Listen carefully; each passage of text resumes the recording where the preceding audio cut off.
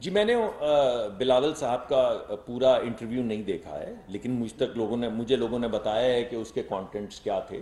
उसमें दो या तीन चीज़ें हैं। एक तो उन्होंने ये कहा है कि इस वक्त हम रूस से कोई तेल नहीं ले रहे। ये बात उनकी 100% ठीक है। इस वक्त हम रूस से कोई तेल नहीं ले रहे, कोई खाम तेल नहीं ले रहे, कोई रिफाइंड प्रोडक्ट नहीं ले रहे। तो जो उन्होंने पहली बात की है कि we are not buying anything from Russia, वो बात बिल्कुल फैक्चुअली दुरुस्त है। दूसरी बात जो आपने रिफाइनरीज के हवाले से जो आपने सवाल उठाया है, मेरे ख्याल में एक जिम्मेदारी हमारी है कि ये जो मैंने आपके सामने चीज़ें पेश की हैं, क्योंकि ये तकनीकी चीज़ें हैं, इसके लिए आपको जाके रिफाइनरीज के साथ बैठना पड़ता है, रिफाइनरी से सवालात पूछने पड़ते हैं। उनको जो हमारी वो ब्लेंडिंग का प्रोसेस है उसको समझना पड़ता है। तो वो क्योंकि जिम्मेदारी हमारी है और वजारत खारजा की नहीं, तो गालिबन हम पे ये मुकर्रर है या हमें ये करना चाहिए कि उसकी तमाम तफसील जो है वो वजारत खारजा को भेजी जाए।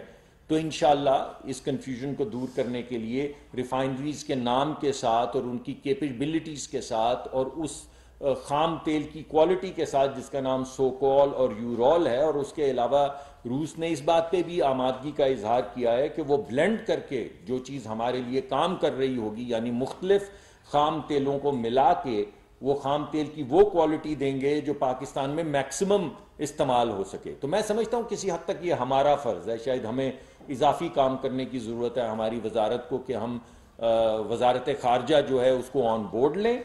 और ये जो तफसील मैंने आपके सामने रखी है एक रिटन फॉर्म के अंदर हम वजारत खारजा को भेज देंगे, ताकि इसमें कुछ इबाहम ना रहे, कन्फ्यूजन ना रहे, क्योंकि ये टेक्निकल मामलात हैं। ये तो अगर आप सीरियस हकीकत यह है कि अगर आप सिर्फ वजीर बन के और अपने हाथ वाथ नहीं गंदे करने चाहे तो आपको भी बाज मरतबा पता नहीं होती। तो वो जो इबाहम है वो इंशाल्लाह दूर कर दिया जाएगा।